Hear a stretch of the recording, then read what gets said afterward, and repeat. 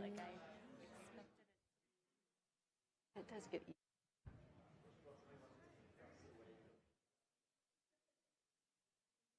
All right, I think that the mic is on. Can you hear me back there, Andy? Welcome to Entrepreneurs Unplugged. My name is Brad Bernthal. I direct the entrepreneurship initiative at the Silicon Flatirons. Looking out, see a lot of friends in the audience. This is going to be a fun night. I want to welcome you also along with Jill Dupre, who is the Associate Director of Atlas. Silicon Flatirons and Atlas have been doing the Unplugged series now for, I think this is the 8th year. And in fact, in March, the Unplugged session is going to host Dan Caruso, who was also the first Unplugged guest, which was held over in engineering 8 years ago. So once a year, we do a session with companies that strike us as super promising and interesting, but still in mid-flight.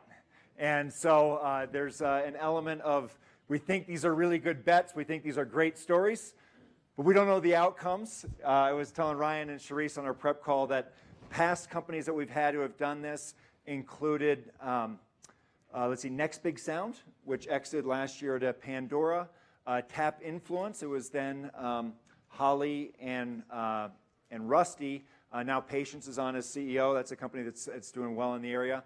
And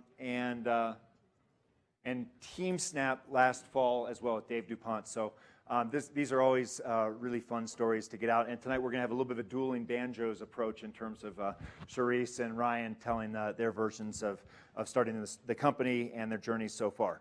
How many people have not been to an Entrepreneurs Unplugged session before?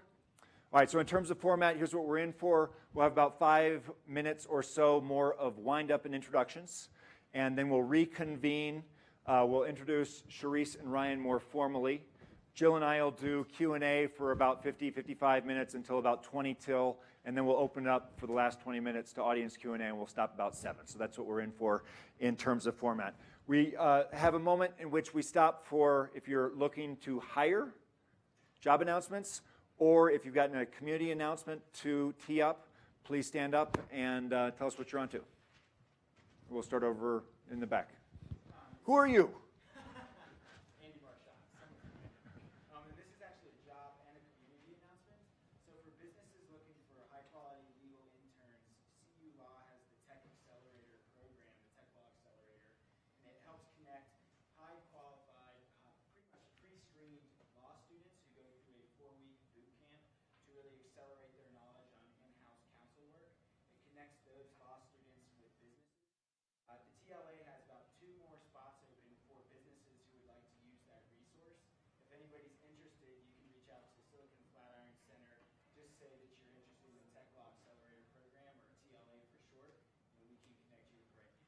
Awesome, thanks. Or just reach out to Andy and I, too. We'll be happy to help.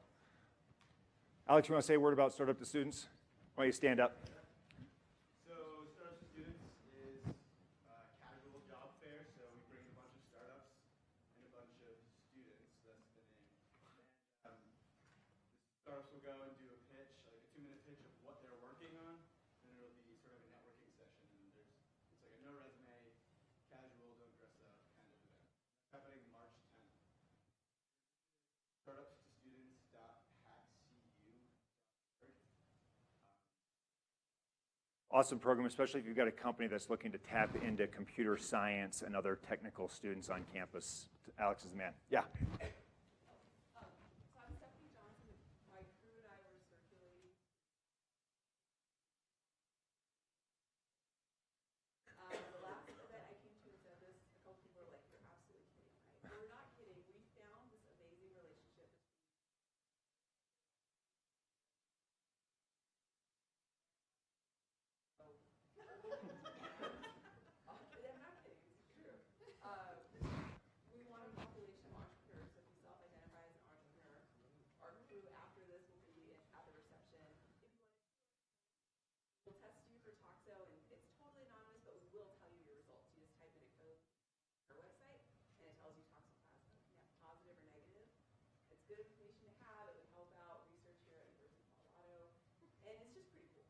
And you're going to be set up after the event outside, alongside the reception, right? Yeah. And I tested last time. I don't know whether I came out positive or negative. I need to reach back. Yeah. I don't recall. Hector, Nigel, why don't one of you say a word about the GEIR program and what's going on there?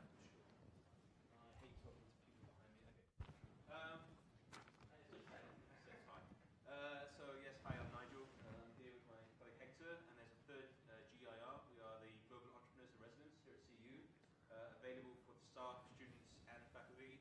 Anyone who's interested in either talking about ideas around businesses, you have classes around entrepreneurship that you'd like to bring us in.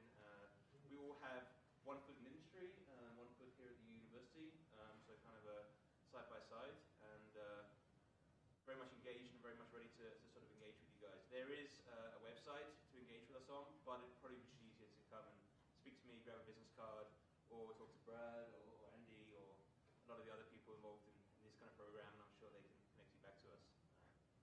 So we could not have done better. We've got 3 global entrepreneurs in residence. Hector is next to Nigel. You just heard from Nigel, and a third, Julian. In terms of expertise that they're bringing to the campus, it is fantastic. As you just emphasized, they're available to people on the campus, and even if you're off the campus, want to tap into it, encourage you to introduce yourself to them.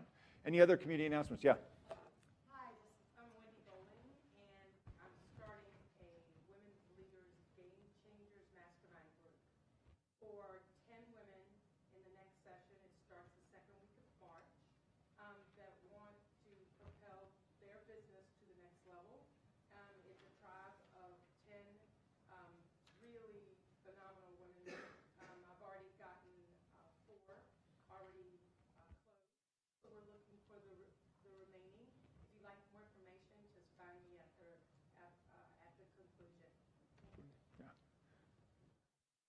All right, so one more by way of introduction and welcome. Mattia was part of the 2014 Unreasonable Institute class. He is a founder of a company that specializes in promoting entrepreneurship, especially in high schools in Slovenia, was where they at least had their initial beachhead about the last time we talked. Super thoughtful guy, and inspired by his time in Boulder, he has brought a delegation from Slovenia. You want to come up and say a few words and highlight them because they're interested in learning a little bit more about the Boulder culture. So do I need a mic? Probably not. Like 30 seconds intro, my name is Mattia, and I'm a teacher of entrepreneurship. And the way this started is I started a company, finished that, and then they invited me to my school.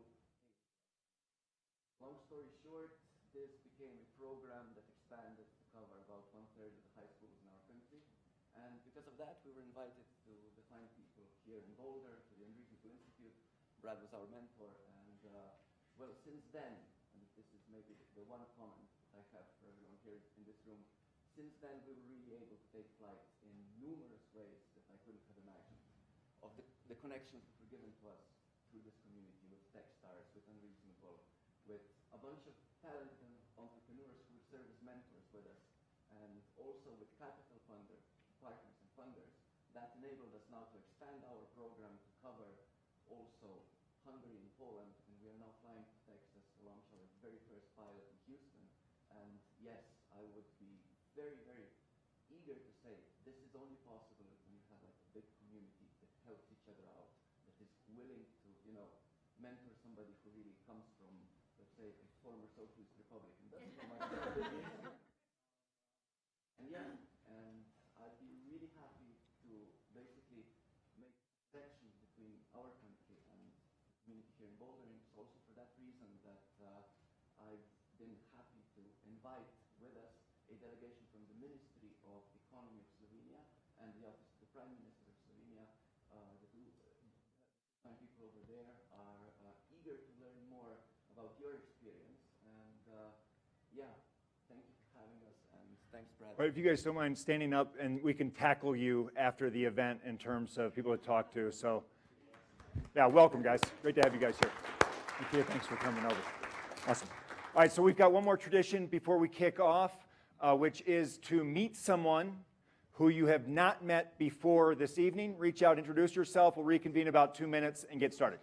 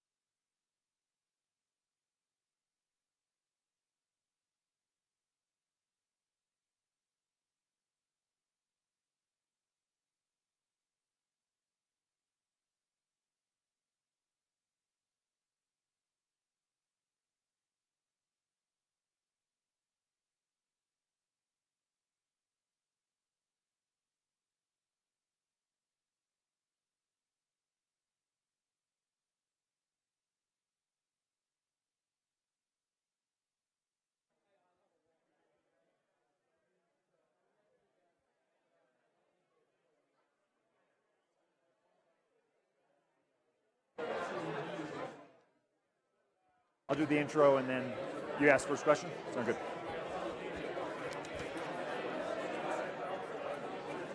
Okay, now's the hard part.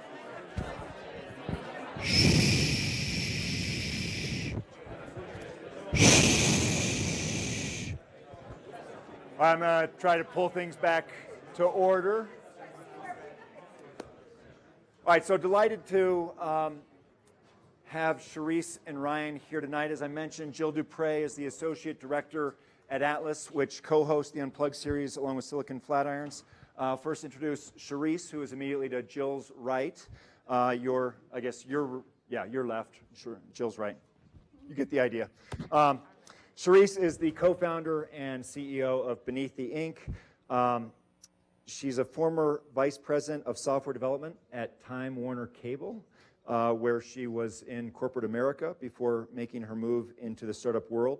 She has an engineering background with expertise in product development and managing teams. Beneath the Ink is a company that came through the New Venture Challenge. How many students or faculty do we have here tonight? So I assume that you are aware of the New Venture Challenge. Sherisse met her co-founder, and we'll talk a little bit about that tonight. From there, they took the real plunge and flew over to Australia for a accelerator program, returned to Boulder, have raised a seed round, and she'll be telling you her story. Ryan Sullivan, to Sherisse's right, is the CEO and co-founder of Parkify. He was born and raised in Pittsburgh, Pennsylvania. Had his appendix removed twice, which I didn't realize until checking our website today. So I hope you don't have to have it a third tonight. Computer engineer by trade, 10 years of experience in scalable software engineering solution. Most recently, before starting Parkify, where's Jim Franklin? Worked for Jim at SendGrid, and Jim was so angry at Ryan for leaving the company that he wrote the first check as an investor into Parkify, or at least one of those. So from SendGrid, after they started, they were a participant in the Boomtown Accelerator. Were you first class at Boomtown? Second. Second class at Boomtown. Please help me give a warm welcome to Sherisse and Ryan. Great. And I think we'll start by just asking you each to tell us a little bit about where the companies are now. And I think you both have some slides or something to show us. So Sherisse, we'll start with you. So one thing that I'm really excited about for tonight is I've come to a lot of these events and Unplugged, and this is the first one. I think there's been companies where you can use our products like tomorrow. Both of us have things that you can actually go out and utilize right away. So that's exciting. I'm Sherisse, as Brad told you, and Beneath the Ink is a software company, and we created an authoring platform for making digital documentation better. And I believe that anything can be described in three use cases. And for the documentation world that we've created, finding documentation that's concise, engaging, and measurable were the goals that we had for creating our latest product, which is called Pagedips. So I'm going to just spend literally another minute telling you or showing you what Pagedips is, and then jump back into our discussion. So I've been told that Control-Tab gets us. Isn't that wonderful? I love technology. So this is an example of a document that we created using our technology, and it started off like this. It started off as a really ugly 8-page PDF document that you could print out with really bad ink, just like this. And we were able to take it and turn it into a very engaging document that has interactive components, such as one more time. Here we go. That was the author portal that we were in. Simple things like an interactive video. We can actually put additional information such as text or images. And we find that the ability to actually engage with the content in an interactive fashion really changes how people are able to retain information. And they typically use this in sales engagement tools, in training materials, and wherever they need to go into a digital space. The last thing I'll share about the product itself is that this sidebar on the right-hand side that allows people to do some sort of call to action. We've seen an incredible conversion of reading a document in an interactive form and doing whatever people ask them to do. So that's what Beneath the Ink is in a nutshell. I'd be happy to talk about it more after the fact, but the journey to get here has been circuitous, so it'll be fun to describe that too. Thank you. Sure.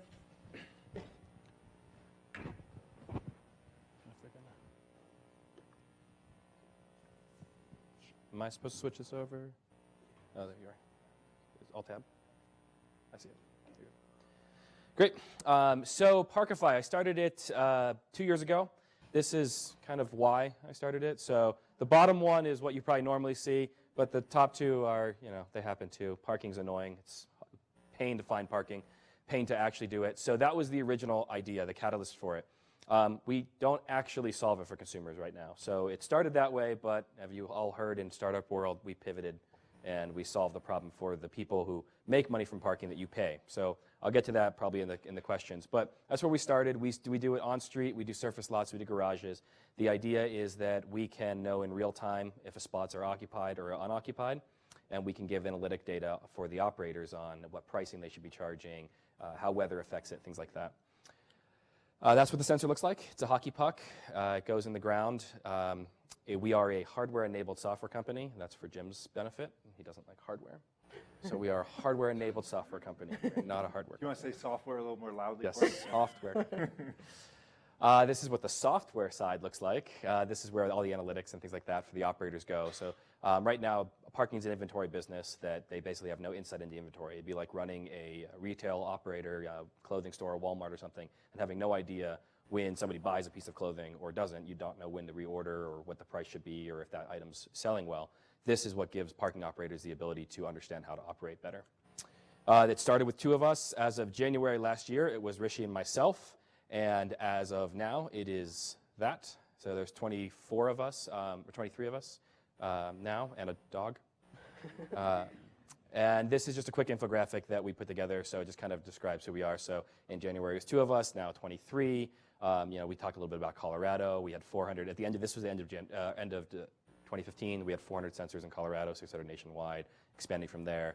26% of us are operations, 57% engineering, 17% sales and marketing, and that's kind of it. So, Great. Thanks. So I think we'll try and make this just as conversational as possible, and so you two can especially feel free to interrupt each other. But I thought we'd start by just talking about where did the ideas for your companies come from, and Ryan, maybe for you, the first idea, not the current idea. Sure, yes, so as I alluded to there, the first idea was Rishi and I were annoyed at finding a parking spot during a meeting while working for Jim at SendGrid, actually.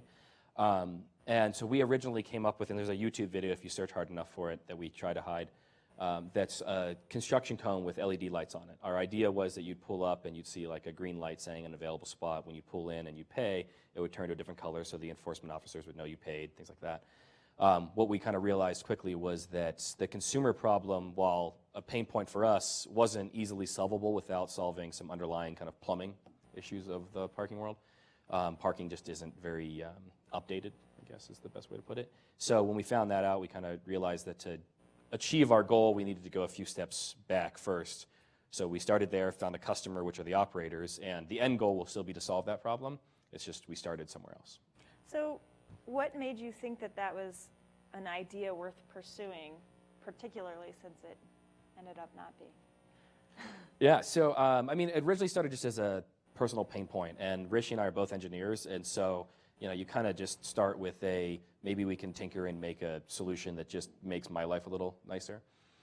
So that's where it originally started, and then when we kind of decided whether or not we were going to make this a quitting a job kind of go full-time moment, we looked in and started sitting down we actually got lucky, there's a national operator, parking operator here in Denver, that we were to sit down with their regional manager and talk through the idea and verify that somebody would actually pay for that. And that was kind of a pivotal moment for us to decide we wanted to quit our jobs.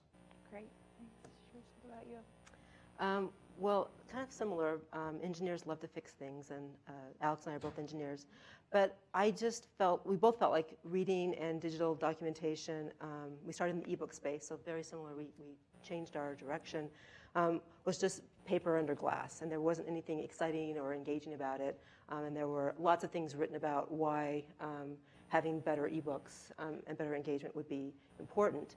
So we actually built a solution, and we won awards, and we're flown all over the world to talk about it, and found at the end of the day that, and I can talk about this later, but having a more enterprise-facing solution than an entertainment-facing solution was a much better fit for our technology. So at a personal level, and Sherisse, maybe I'll start with you.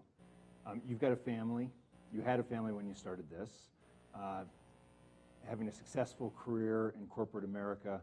Talk about the calculus for you to do a startup and why ultimately that seemed worthwhile. That's a great question. My daughter's here tonight, and I had been in corporate. I'm a corporate escapee. I'd worked at Walt Disney Imagineering, and I'd worked for very large entertainment companies for a long time, and I really enjoyed it. And I do think that in my case, being in a corporate environment and putting some money away for a while allowed me to take that risk later in life when I did have a family. But it was not an easy decision. And at the end of the day, there's no great time to quit your job and throw away security and health insurance. But there's this passion. It comes a point where you can't not do it. And so I just got to a place where I was compelled to go and experience this. Can this idea really take flight? And that was a stronger pull than the security, the cement of the security job. Daughter is where? How old was she when you started the company? Did you sit down and say, Mom's life is going to get crazy for a while? I think we had that conversation. It was 4 years ago. I left on Friday the 13th of 2012. And I don't know how much we really understood what it meant to do this, but I certainly had the support of my husband and my daughter, and that made a very, very big difference. There's a lot of highs and lows in being an entrepreneur, and having a support system around you is really important.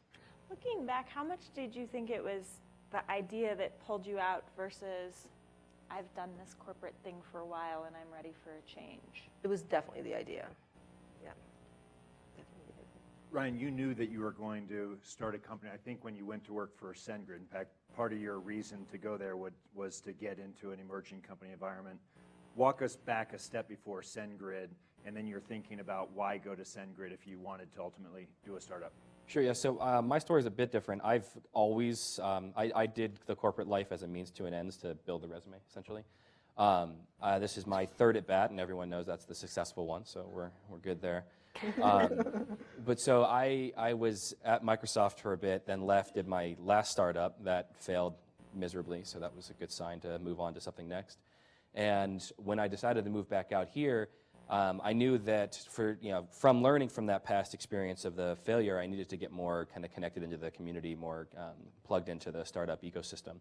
And so when I decided to do that, I then kind of made the plan on, okay, where am I going to work next? What would kind of help me along that path while paying the bills? And I singled out Jim a little bit there and decided to try to work for SendGrid. So I applied for like 3 different jobs. Got the third one. The first 2, for some reason, they didn't think I was good enough for.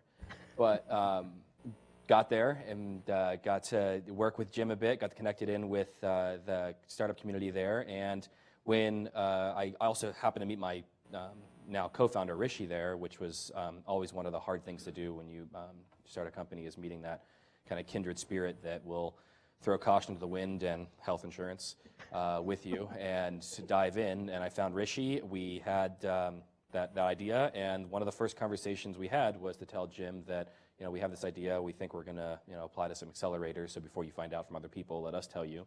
And after all that time invested in seeking Jim out and really looking forward to what he was going to say, we told him the name of the company, and the first thing he said was, "That is an absolutely terrible name." That was the first response. So it just really hit me right in the heart. But after that, obviously, Was it Parkify? It was not Parkify. If it was Parkify, I probably wouldn't have said that story because it would have been embarrassing to me. What was the original name? You had to ask that question. The original name was Crumley, but there was a reason, and it was kind of like the following the crumbs, to the parking spot. We had a whole story, a backstory to it. We had ourselves convinced. Mostly, it came from 2 months of not being able to find a .com, and that was available. That's exactly why Pagedip is Pagedip. It was an intersection of kind of what described our product and domain names that were available. It's a real problem. Nailed it. Well, wind us back a little bit, Ryan, in terms of, you mentioned that you were at Microsoft, you did a startup, and then you're resolved to do it again, but you're going to build out community. What about the first startup experience suggested that community would be more important to you? And also, what else did you take from that? Like, next time I do it, this is going to be different. So the first time I did a startup, I was 24, and humility wasn't really part of my personality yet. So I didn't realize what I didn't know. And when you tried to do that, and I started that startup was to give you an idea, a family-oriented mobile application, and I'm a single guy. So I didn't really know much about my customer, but I knew that I was the guy to get this done. And so that, not knowing that there was no one mentor-wise to sit there and tell me, maybe this isn't the right fit, or you're not doing things right here, or, kind of being able to be a sounding board and just another voice in the room, because it's a very lonely job, and you kind of just rely on yourself, and you're fallible sometimes, and it's helpful to have that community around you. And I didn't have it the first time, and when that company failed, it was a kind of self-reflecting moment of realizing that was a big part of why it failed. And so I kind of resolved that next time, and I knew there was going to be a next time, and I know there'll be a next time after this, whatever the outcome is. That was what I wanted to change this time. Talk us through that journey for you. How did you meet your co-founder? Oh, this was an interesting story. So I had looked for people kind of like me to start a company with, and corporate folks that had families and were a little bit older. And surprise, surprise, no one was as crazy as I was and wanted to quit their corporate job in health insurance and start a company. So actually a mutual friend of mine and Alex's is a teacher here at CU. And I told her the kind of person I was looking for, and she said, "You should talk to Alex. He's my star student. I think you guys would would be worth a coffee conversation." So we met for coffee and realized that neither of us drink coffee, which was interesting. Had 2 cups of chai, and he agreed to do some work for me over the summer.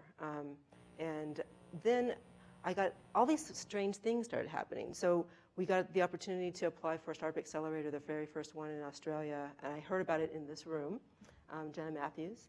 And we'd met probably 2 times at this point. I said, maybe we should apply for this Startup Accelerator. We won't get in, but it'll be an interesting process. So we did that, and then we actually got accepted to the accelerator. And it's in Australia.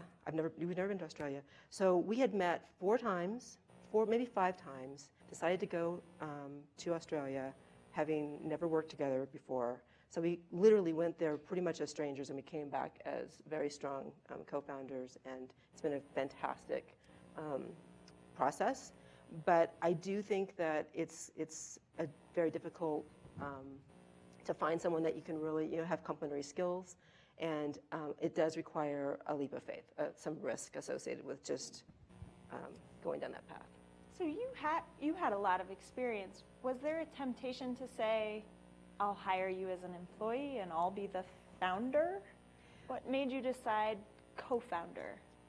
I think that's the thing that the accelerator really helped us, is to understand what are the skills, what are the complementary skills that we have, and why you need more than one person to really take on the responsibility of starting a company.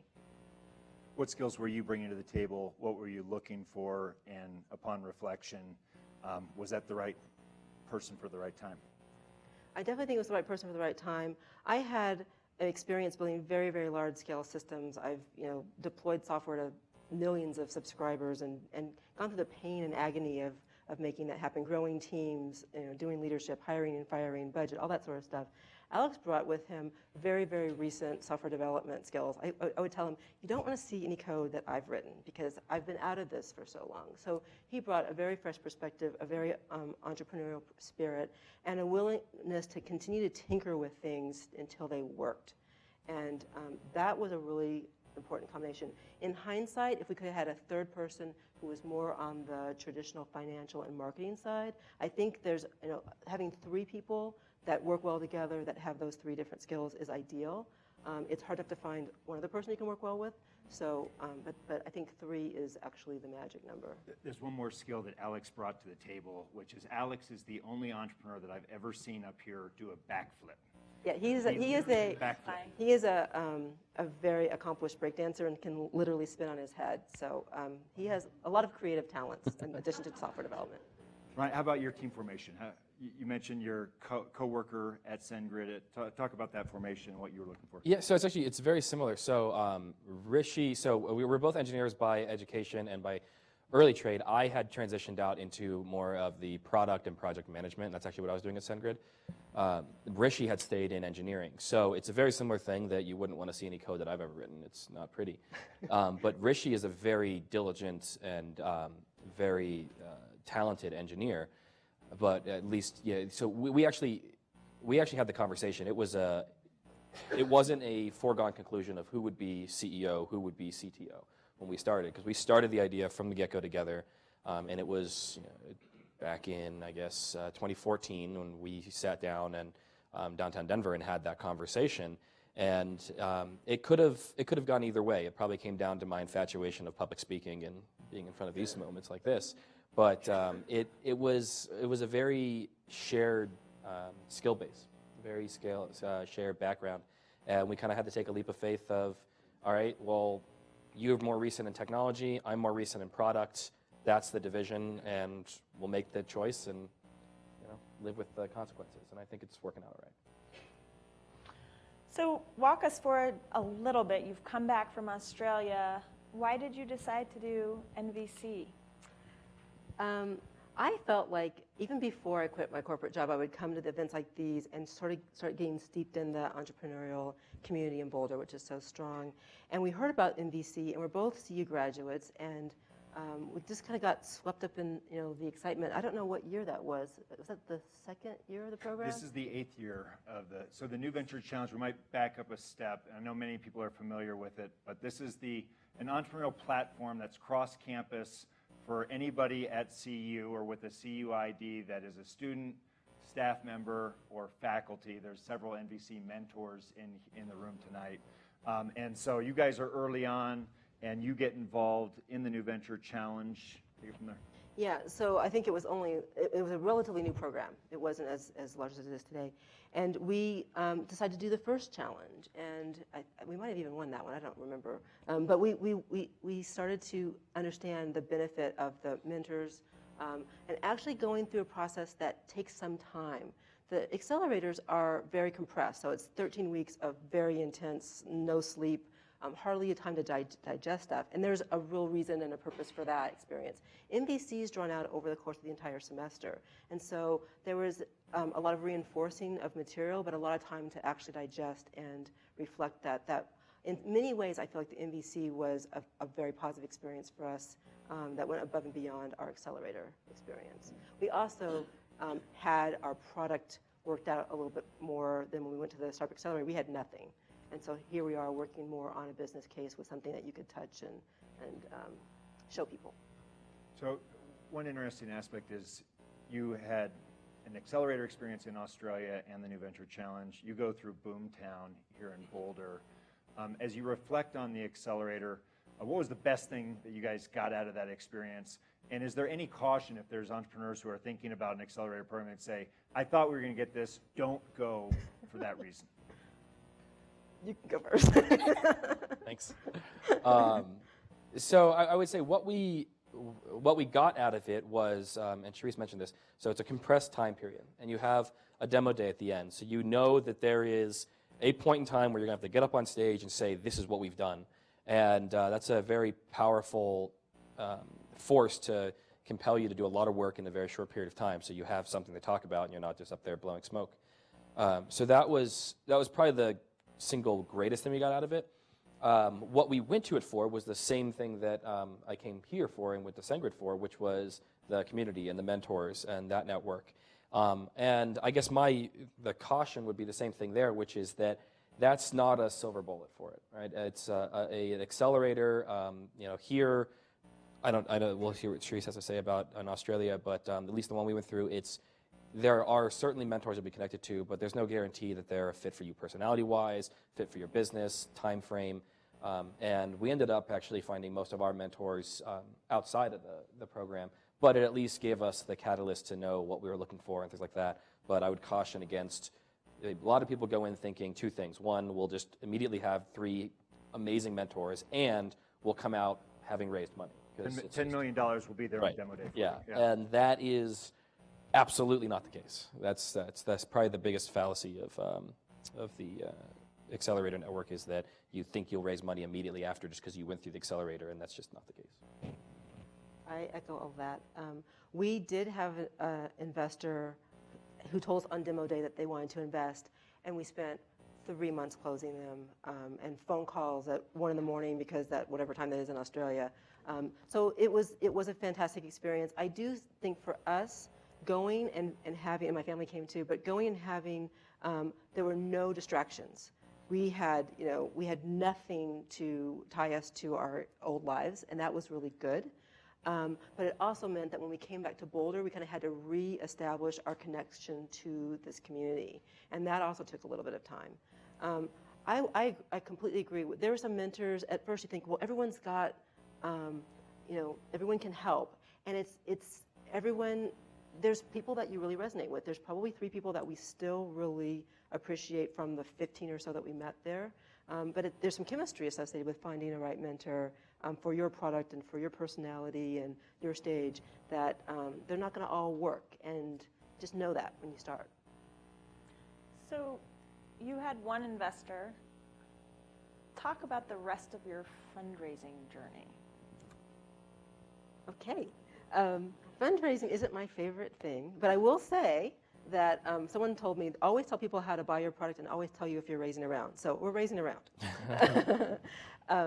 We came back and we got connected to this community. We did the Open Angel Forum. We did a lot of different angel events and had a really good experience with connecting to angels here in the Boulder community. So, and one of them is here tonight.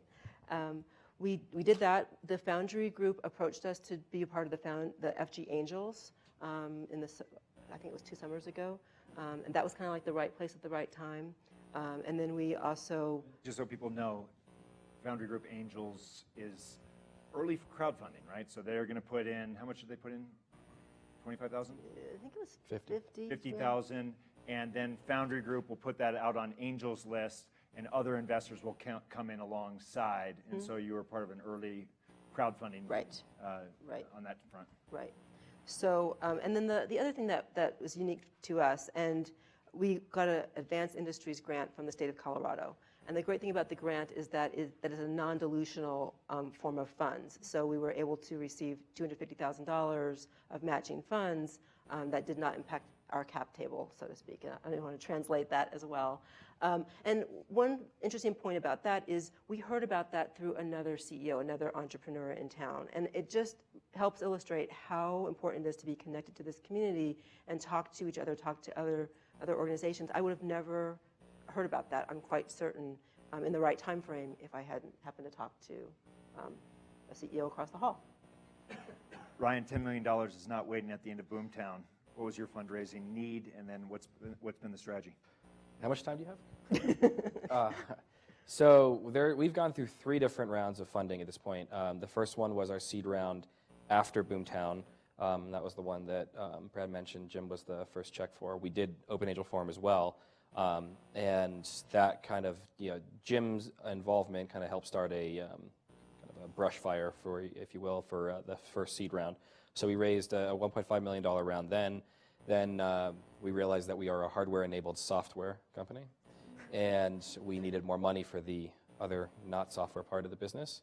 And so we raised $2 million for a convertible note, and that was mostly from existing investors, but we also had at that time interest from what's called strategic investors. So industry, for us, it was a mall operator and a property development company that were customers of ours, but were very interested in it and wanted to find a way to be more involved. So we were able to bring in some money from them that way. And then most recently, we went out and did a institutional venture capital round for a Series A, and that's a whole nother presentation and story.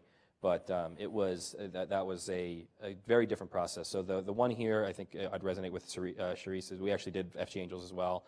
It was a very angel-focused round, a very personal relationship building time with individuals, and the VC experience was polar opposite of very clinical, very down to the details of what's the business plan and what are you going to do here and what happens if this happens, and kind of all these very scripted kind of conversations from their side, not our side, but it was very, very polar different experiences. They were both interesting to go through. I would agree that it's not my favorite thing in the world to do.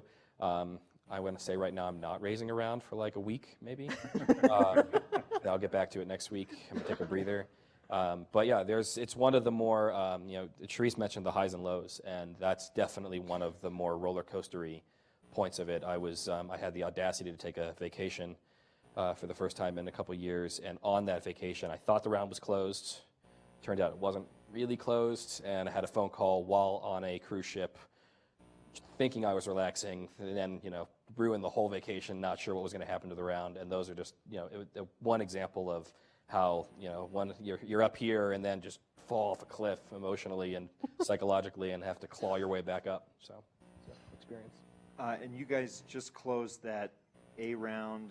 Grotex in there. I spoke with Joselle. In fact, I was kind of encouraging Joselle to tag in for me and interrogate you for a while tonight, but he declined.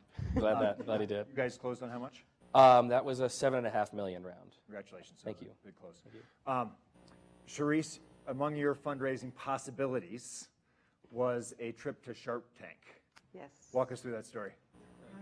We were on Shark Tank for about that long. I will spoil the outcome for you. We did not get funding, although Barbara invested in our angel list after the fact.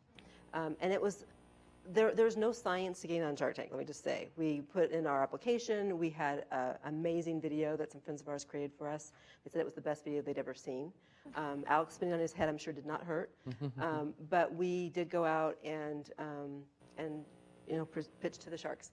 They told us, so the amount that you see on the show is a small fraction of how much time we actually got to spend in the presence of all those very, very smart reality TV people.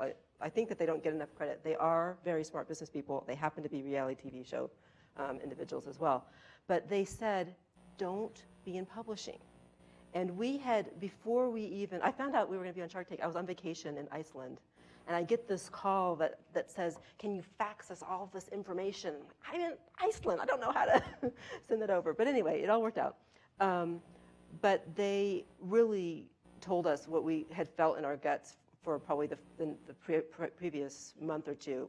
And that was move out of the entertainment space and go towards B2B and go towards enterprise clients. So that was very helpful. Interesting enough, after the show aired, the first two people that called us were World Health Organization and GE Healthcare. And so that kind of reinforced the fact. We had a lot of people who were independent authors that wanted to do their books, but the very first two calls I had when that Monday after the show aired was World Health and GE. Was that pivot emotionally difficult? Terribly. I think I'm going to have to write a book about that. It's, people say, I just pivoted, and it's like, oh no, it's anguish. Will you use Pagedips for that book that you write? Absolutely. Yeah. There'll be like illustrated drawings of darkness, and making that decision to move and take another risk and going towards a different direction is hard. And people talk about it and they kind of move on. Yes, we pivoted from this to this, and the world, everything worked out okay. It doesn't happen overnight. You have to think about it. There's anguish, and then I don't know how it was when you guys decided to move, but it's probably one of the more difficult things that we went through. Are there strategies or techniques you use to sort of get through and separate the emotional reaction from the sort of logical reaction? Do you have any kind of words of wisdom for people who are in that spot? Well, one person told me that being an entrepreneur is by definition being bipolar, because there's one day where everything's going great. The phone's ringing and checks are coming in the mail, and it might be the next day that the deal falls through, and something doesn't work, something breaks, and you're just like, is it just Tuesday? Really, is it just Tuesday? So knowing that it happens, I think helps, because you're not going to be in any state very long, and it's just part of the ride. Well, walk us through a little bit, and Sherisse, let's stay with Beneath the Ink. In terms of timing, how long were you focused on, say, book publishers as this is how we're going to make this a success? And then at what point did you start to have doubts? What were you looking at in terms of data and meaningful feedback? And what made you decide to make that switch into enterprise? That's a good question, because I think there's a lot of things you can get a lot of data. We did focus group testing. We were winning awards. I was being flown to Sweden to talk about at publishing conferences. We were being written up in the press, and our first couple books were successful in that sense.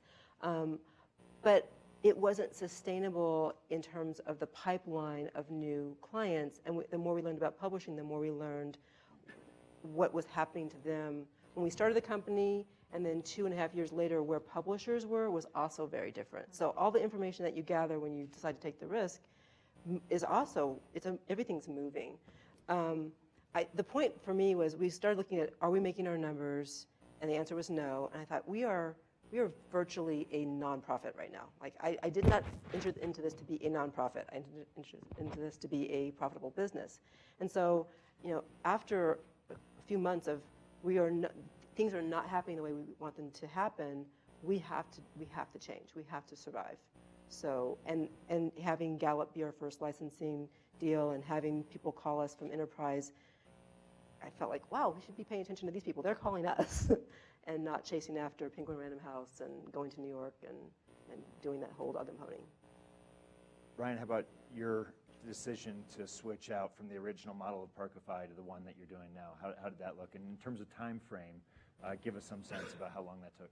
Yeah, so ours was, I think, less traumatic because we pivoted before we kind of got started. So Sherisse obviously telling the story of working with customers and things like that in her original. We never got to that stage. We started that idea just because that's how we came up with the concept, but we very quickly realized that it was that was the bad angle in, and there was a better one.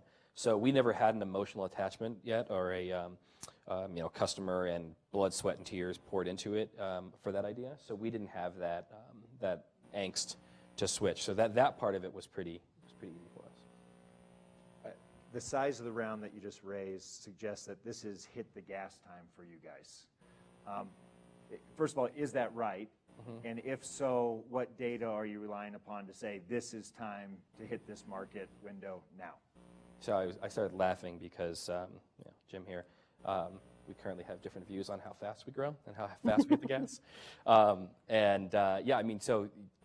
you hear $7.5 million and you think we go from the team picture that I just showed to twice that, right?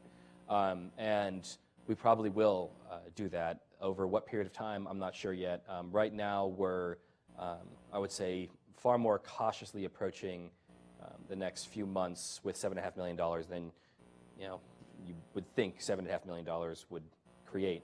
And a lot of that's just because where we are in our business is proving out.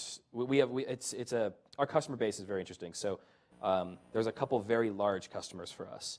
And we do a very, very small portion of their portfolio with one installation, for example. And so those installations, we do a few of them, but they have, even though they're very small in magnitude for us, the overall lifespan of the customer contract, that magnitude is massive, right? So those require us to be incredibly diligent and methodical and slow and pay attention rather than just try to go as fast as we can. So for us, there's this kind of a gate, which normally would be when you raise $7.5 million, but for us, it's going to be kind of like plus 4 months, and then that will happen. One thing I wanted to add is a wise friend told me, you will sell, your first sales will come from people that you know. And I went into an area, I wasn't in publishing, I wasn't in entertainment, but I wasn't in publishing. And developing a network and selling into it is very different than having Comcast, who I know quite well from my old world, want to use our product. So I think that was really good advice, and I would give that to someone in the future. Look at who you already know and who you understand, and sell to them or align yourselves with them. And the flip side of Ryan's experience with the family-oriented company that you had in the first startup, which was really outside of what you knew. I think a tremendously underappreciated business model is the itch that you have to scratch, where you know an area, you've lived it, and this is something that you can sell into. Mm-hmm. Yeah, I mean, to be fair, I don't know much about parking before I did it. So maybe I didn't learn my lesson thoroughly enough. But yeah, I mean, at least it was something that I wasn't a consumer of. I wasn't a consumer of managing my children's lives. So I'm interested in both of your experiences as leaders of startups versus being in companies and what that has felt like. And maybe Ryan, start with you and talk about the difference in role between being a team member and a leader. Sure, yes. So one of the first things that somebody told me, and then I heard it, once I heard it about 100 times in the next week, was this is the loneliest job you'll ever have. Right? CEO of a company, the loneliest job you'll ever have. And that didn't sink in for me for a while, because the way, and I from the other CEOs I know, this is how a lot of companies were started, which is that, it was me and Rishi, and then the next 3 hires were people we had worked with before, or in one case, a family member. And so it was still very non-lonely. Still, I knew these people. We worked. I would, the title CEO didn't really mean anything at that point, right? It was more, I was sales and product and marketing and janitor. And yeah, the CEO title was almost like a joke at that point. But there was a tipping point, and for me, it was right around 20 people. And it was one day I walked out of my office, and one of my then employees, still an employee, came up and said, "Hey, is everything all right? Did we lose a customer or something?" And I had no idea why he was asking that. And it turned out, and I said, "No, everything's fine. Why?" He said, "Oh, you looked really tired, or like you were looking down and not excited or happy." And it just kind of clicked at that moment that I was no longer Ryan. I was CEO of the company. And when I walked in that door and when I was in that office, it was watching me and my body language and the words I used. And I do I actually ripped this off from days at under Jim at SendGrid. We do all hands, and we actually had it this morning. And during that, it's every Thursday morning, and I give an update on what's going on with the business, and from the fundraising side, from the customer side, and each kind of department head gives their update. And it took a few of them where I kind of maybe let some of my emotions come through in my updates or my kind of recap of what I'd been working on, that I immediately afterwards had people freaking out about or wanting to know more and things like that. And it was a very real transition from working with the people and buddies that I've worked with before and leading a group of 24 people. For me, it was kind of the opposite, going from a corporate environment where you have to do things like, there's going to be a layoff, and a month in advance, and you have to kind of carry that poker face, and you can't necessarily share everything as soon as it happens, to going to an environment where we can all go to lunch together. We're still at that smaller stage. It's been, and I knew how to motivate people and how to get people excited about work in corporate, and that's different. I don't have the means to do the kind of things that were appropriate there or expected there. So it's been a really important kind of growth opportunity for me as well. I feel like I always want whoever's worked for me to want to say that they would work for me again. I think that's been true both in corporate and at a small company. And I think that work, you need to celebrate your small successes, and you need to have fun, whatever that looks like in the organization. So it's been, I like this more. I feel like this is the leader that I really am, and I was having to suppress more of that in corporate. But it's very different, a very different process. Larissa Herda was the CEO of TW Telecom and was the guest for Unplugged in September here. And she talked about a leadership style in which she was very comfortable being herself. In fact, when a family member had committed suicide, she went on the call and she said, "I don't feel good today, and let me tell you about this story, and let me tell you why I think this is important for mental health issues," and went company-wide. As far as a leadership style goes, is that one that you would espouse? It sounds like you feel like there's a genuine part of you that you need to sort of set aside for now. It sounds like you're more comfortable being who Sherisse is. Is that accurate? I think no matter what, it's important to be authentic and have your own leadership style. But I did notice a difference between managing 100 people and managing 7 people, or being a part of it. I feel like I'm part of a team now where there's a lot of different skills that I'm not over that group. I'm a part of that group, and I happen to have other characteristics like I speak and that kind of stuff, and financial responsibility. So you have to be authentic either way, but I do think it's a different field to what's required in corporate versus what's required for a small business. Yeah, I would agree. I mean, I think that for me, the authenticity is definitely key. One of our values is trust, and trust is there. One of the things I'm careful of using word-wise is transparency, because I give as much information as I can, but I don't want 24 people on the roller coaster ride that I'm on during fundraising, or with a particularly large customer and the ups and downs and the drawn-out periods of time and things like that. Like, in my opinion, that needs to be smoothed out a bit, right? Otherwise, you just detract from their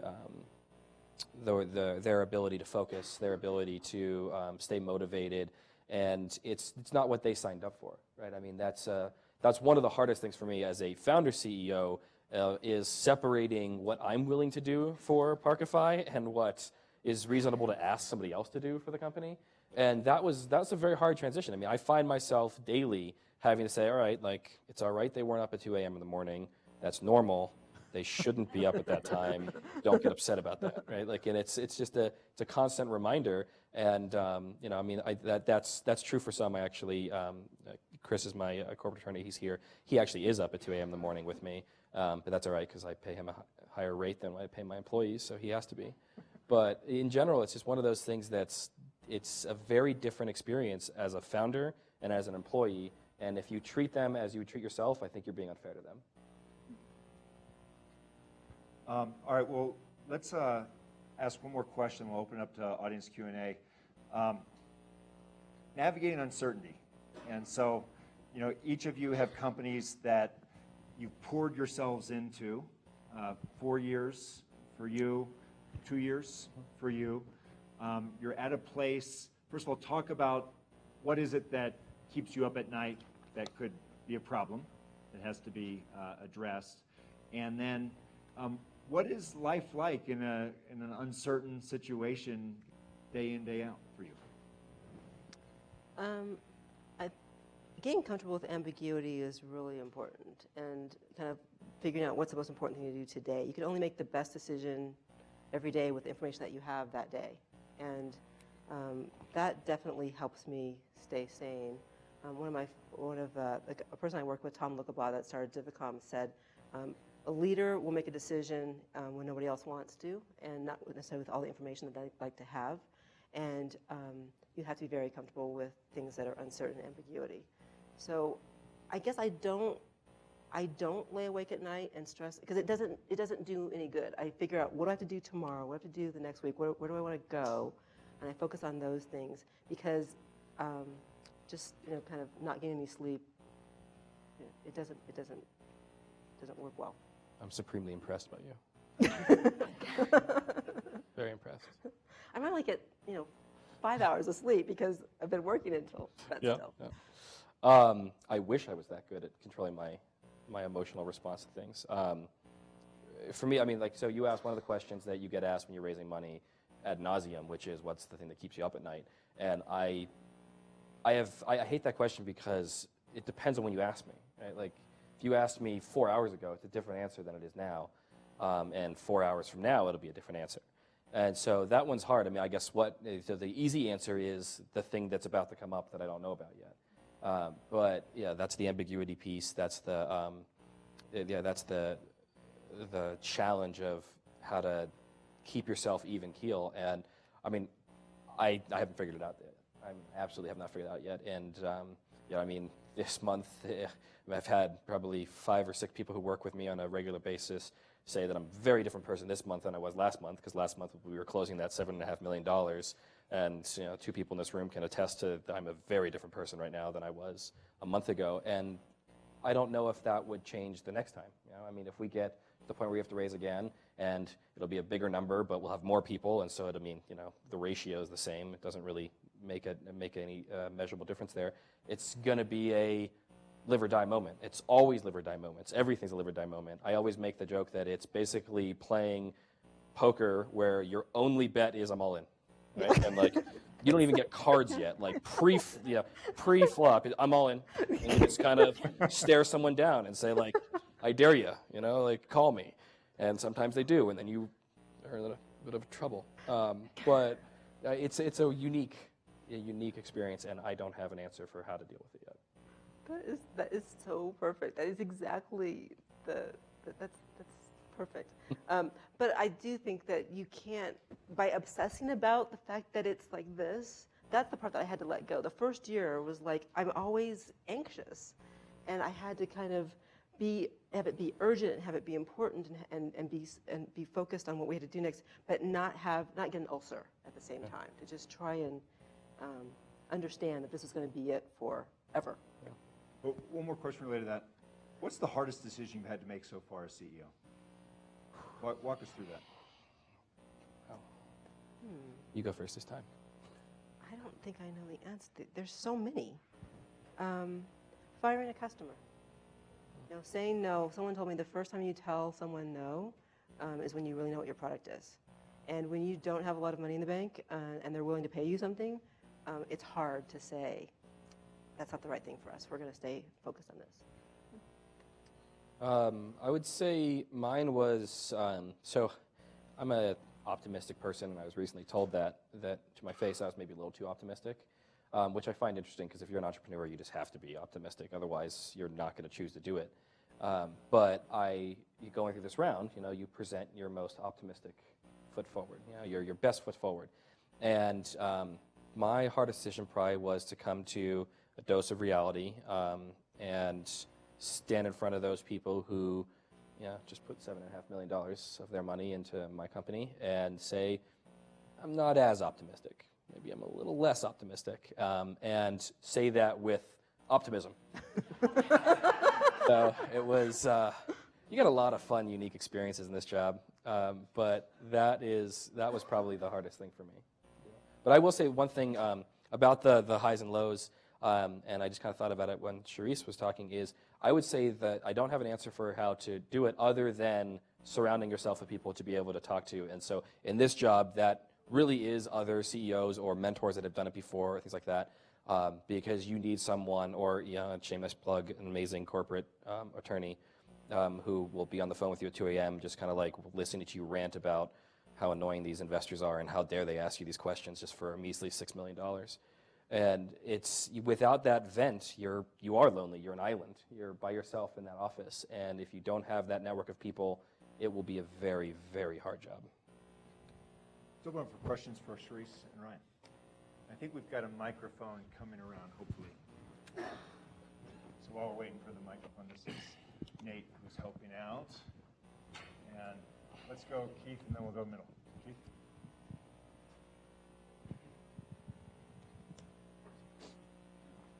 Thank you.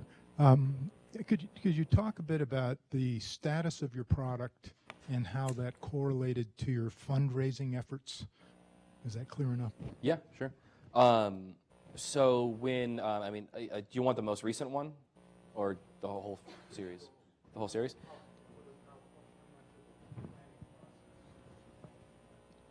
Sure. So the first round, the product was me talking. It didn't exist. It was just me explaining what the vision was, what we were going to do, the problem we were going to solve. And luckily for us, and I tell everybody who now asks about the fundraising experience, that for us it was a bit of lightning in the bottle, and I couldn't necessarily recreate the same circumstance. But the one thing that worked out incredibly well for us was that it's not a hard problem to convey to people, right? We were lucky enough to have a problem that I can say, have you driven around trying to find a parking spot? And to this day, I've never had anybody say no. It's not like, unless they want to be a jerk or something. But it's just a universal problem. So that helped a lot. So the first round didn't have a product. The second round, we had the first version of like a proof of concept product that we proved that we could accomplish it. We couldn't accomplish it at scale necessarily. We didn't have, you know, the red carpet of customers that are paying us or anything like that, but we proved that we could accomplish the technology feat. And then this most recent round, we proved that customers, along with that ability to do the technology side, have come together to form a next year and a half, 2 years of traction. For us, we had I'll never forget, we went to the book expo in New York, and we said, you know, we've got reflowable text with interactive components in it, and they said, that's not possible. And Alex would pull a little iPad out of his back pocket, literally, and he'd say, here it is. So we actually did have a product that had proved that something that people hadn't been able to do before could be done. And so we raised money associated with that potential of getting people to buy it. And this current round is now associated with the fact that we see enterprise interest and medical interest in reapplying this technology to that vertical. Hi. In order to kind of set the expectations for new entrepreneurs, can you kind of balance out how much time is spent on fundraising, how much time is spent on evangelizing the product into the marketplace versus the strategy with your staff? Just to kind of, because obviously the fundraising part is the most stressful piece, but from an overall perspective, how does one allocate one's time, you know, if you're thinking about starting up a new company? 100% all of it? It's so, in any given phase, it shifts. So there's been times that I've been doing fundraising in decks and, you know, before we went into Shark Tank, and that was, you know, balls got dropped because we were just doing that. And there have been times when we've had, you know, a big client, we had a deliverable, and we spent a lot of our time there. So you kind of run at both ends of the edges of the ship sometimes, depending on what's going on, until you have a big enough staff. Maybe at this point you don't have to do that because the staff is larger and you can have a little bit more people taking care of certain things. I don't know. That would be nice. I would agree that you're a firefighter, right? I mean, before we started raising the Series A, not much of my time was attributed to fundraising. And then when we started, 95% of my time was attributed to fundraising. And then there'd be the, you know, fire that went with a customer that was, you know, about to close, and then something happened. And so then, you know, when I flew back in from San Francisco, I'd go into the office and try to solve that problem. And then I'd be back on a plane the next day to New York to go talk to the next investor. And so, I mean, there's times where you will just be pulled apart. And, you know, you try to limit those because you're not always you're always fundraising, but you're not always actively fundraising. And so I think you get a chance to at least pick what your top priority is, and then, you know, you just kind of rotate those through as you go through different phases. One person said you're either fundraising or you're building your product, but it's hard to do both at the same time in the very beginning. Like that, that's good. Two quick questions. So Ryan, when I look at your business, I'm concerned about scalability, right? So do one city is great, but how do you do 20 or 100? And Sherisse, for you, the question would be unique differentiation, right? Interesting technology, unique differentiation of your product, right? Is like interesting technology, but are you concerned about other people copying this, or the bigger companies copying that technology? Okay. So that's a very standard question that we get asked all the time. The easy answer is yes. That's a core part of what we're building this business to do, right, is to prepare to scale. The technology itself scales perfectly fine. There's not much of a challenge in how to scale that. The scalability comes from how do you install, you know, 100,000 of these in a month if you want to do, you know, 1.2 million in a year. And I mean, that's a logistics thing, right? I mean, Amazon, UPS, they've solved logistics problems far worse than that every day. And so for us, stage one, prove the product. We're, you know, emerging out of that, and now pure focus is on that logistics side of things, on how are we going to be able to do that. And that's one of the key reasons of why we go slow right now before you go fast. Because for a piece of hardware out in the world, If you have 40,000 out there, when you find out something's wrong, well, that's the silver bullet to the head, right? I mean, that's a problem for an early stage company. If you have 4,000 out there when you find something went wrong, that's doable. You can recover from that. And so that's what keeps me up at night, right? That's what keeps me up at night, is how the next 2 years will work out from a logistics standpoint. In terms of someone copying the product or staying ahead of the curve, I think that, and I think my experience in corporate really helped with this, because someone can build it is not the same as how you market it, how you differentiate, and how they use it. And I think our ability to, what we've learned about information design, what we've learned through our focus group testing, all the years of experience in how people apply the product far exceeds, in terms of IP, the ability to create a responsive document. So I think that's always a concern in hardware or software, but I feel like the companies that are successful are not worried about that. They're worried about how do they roll out their features, how do they delight their customers. I know what arsenal of new content we have, so if someone showed up tomorrow with the exact same thing, I know what we've got in our arsenal to kind of blitz them. And that's part of what I think about, and one of the things I appreciate from my past experience is how to roll out products and keep them ahead of the curve.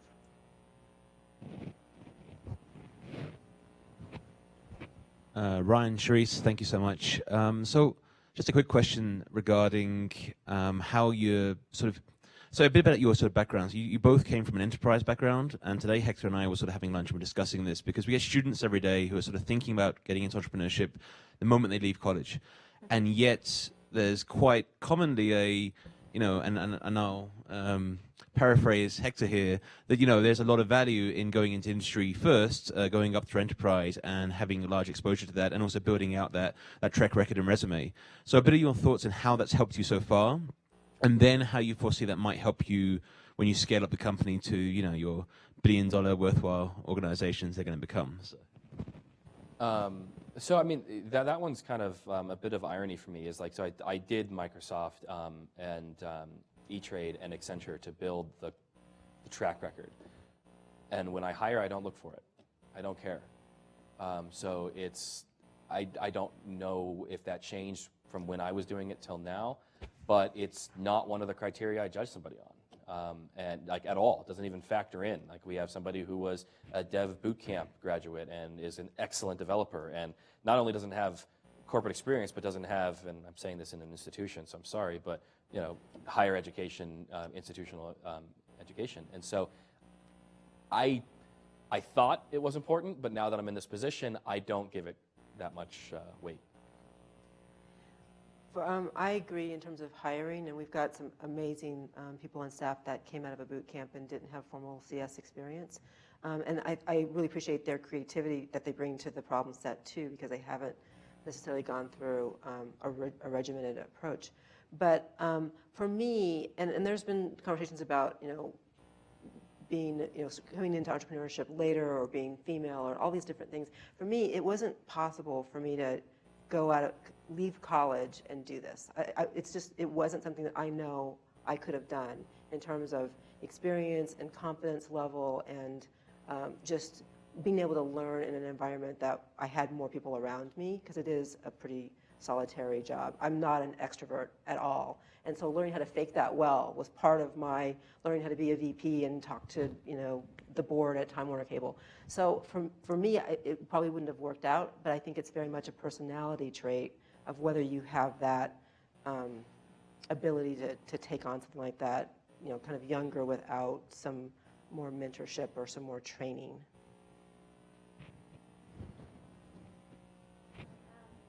Inspiring stories and sharing them. There's this saying that you're successful as a CEO if the company can still grow and move on if you disappear or if you're not there. And I'm just curious, where are you in this process? If you're there, and how do you manage it with your team? How do you reach that? Because I think it's a great challenge for the CEOs to reach that. I think it would be great to work yourself out of a job, really, and be able to hand that off to, kind of the next guard. But there's so much of this that is your blood and sweat and tears that I don't know when that happens, when that inflection point happens yet. Yeah, I mean, I would agree. I mean, there's one of my peer CEOs, they're further along, I look at them as a mentor, but one of that network that I have tells me regularly, continue to fire yourself from other jobs, right? That's one. So, I mean, there's a path, and that's probably the path that ends where you're talking about. But from a startup, it's a long path till that. And I mean, that's very evident from, I mean, I guess it's a long path if you're doing well. It's a very short path if you're not good, right? And you know, especially if you raise VC money, they'll make it a very short path if you're not good. And it's amazing how fast you get bosses again when you go to not have bosses. But that for me is how I look at it. I look at it, well, how can I fire myself from head of product? How can I fire myself from head of sales? How can I fire, and you hire these people in that are better at those jobs than you can be. And then I guess eventually you fire yourself from day to day, what do you have to do, and go live in Aruba or something. So.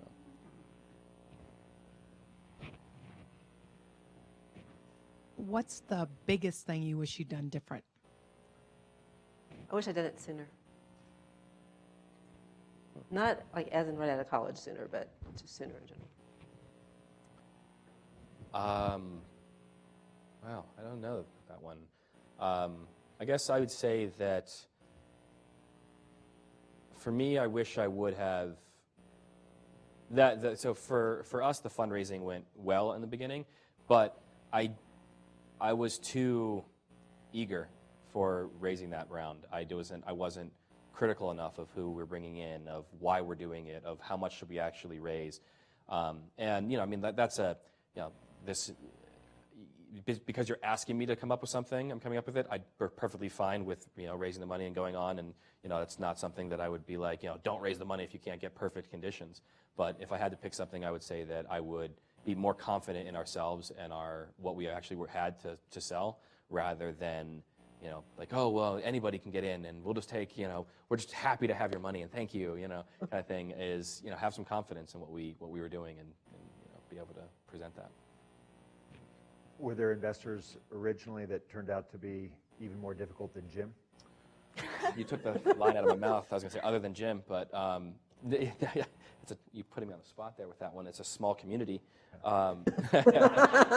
Pretty inclined to ask, but I mean, what cost would you say in terms of, you know, as you're looking for early stage money, this is something that you might want to worry about? I would just say when you raise from angels, they're people, right? I mean, you're raising from individuals, and you know, it's very often, it's more often than not, it's not an inconsequential amount of money to them, right? I mean, like when you raise like this, you know, the VC round we just raised, I mean, if we lose all their money, they just kind of, it's a Tuesday. You know, I mean, like they're kind of upset, but didn't really move the needle, right? It's a small amount of money. If you do that with angel investors, it's a far more visceral, emotional feeling, and so there's a different commitment, there's a different involvement there, and you have to recognize that. You have to understand it, because it's very easy to kind of discount that as, oh, it's just an investment, but it's not just an investment to them, and that's probably what I would say. I have a question for Ryan. So we are a student-run startup, and we have no enterprise experience like you both have.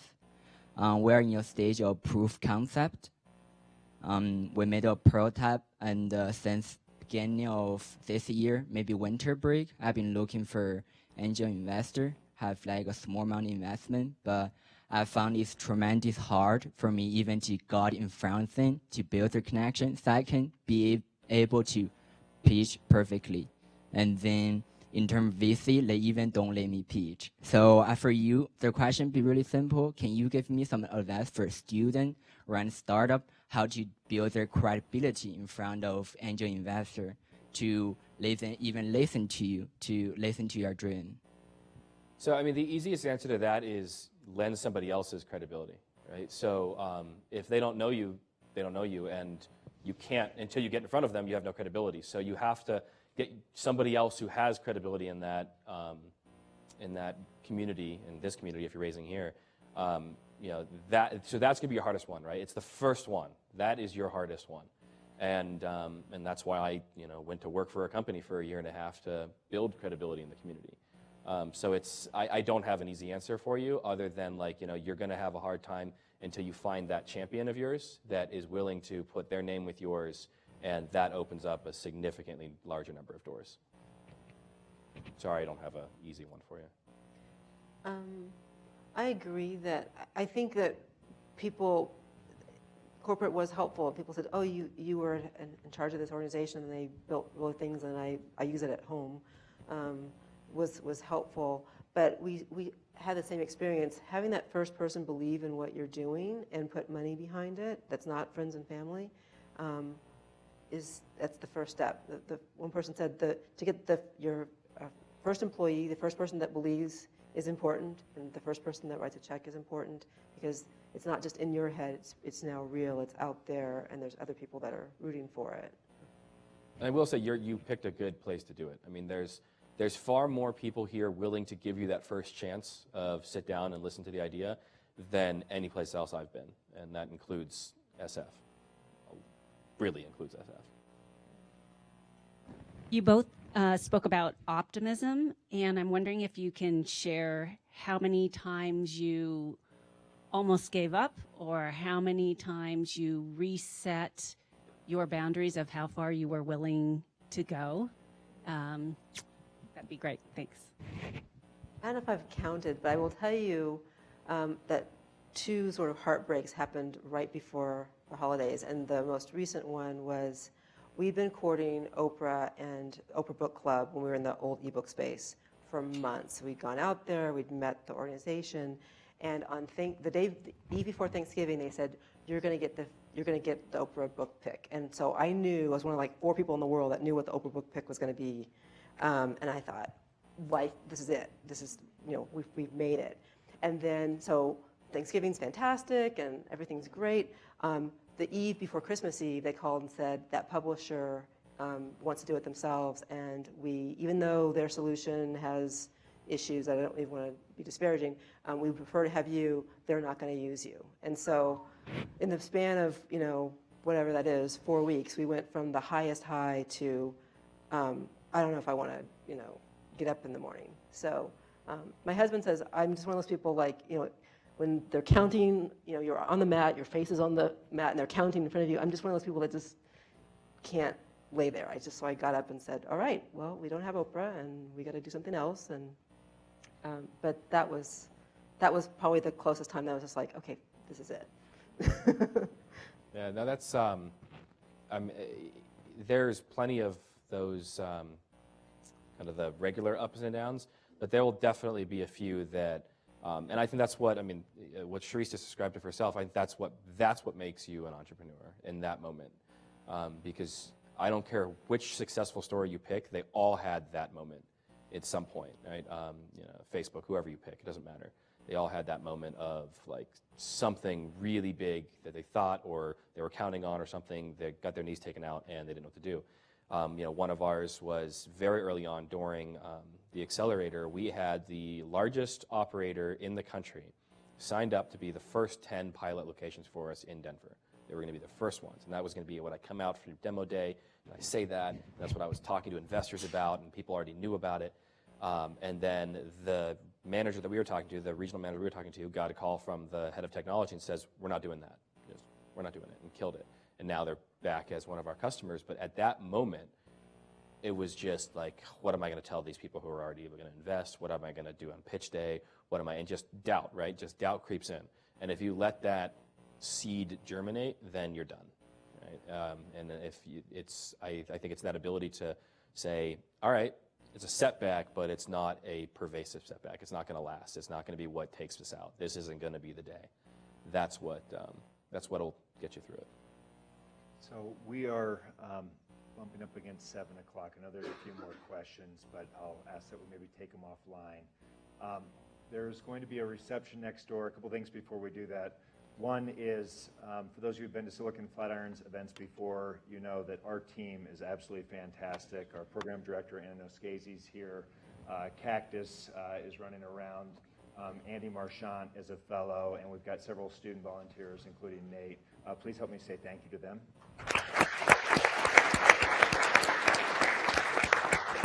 And second is we've got science going on next door, so please participate. And we've got international relations and economic development going on as well. Please welcome our guests from Slovenia. And most importantly, please help me give a warm thank you to Ryan and Sherisse. This was great. Thank you.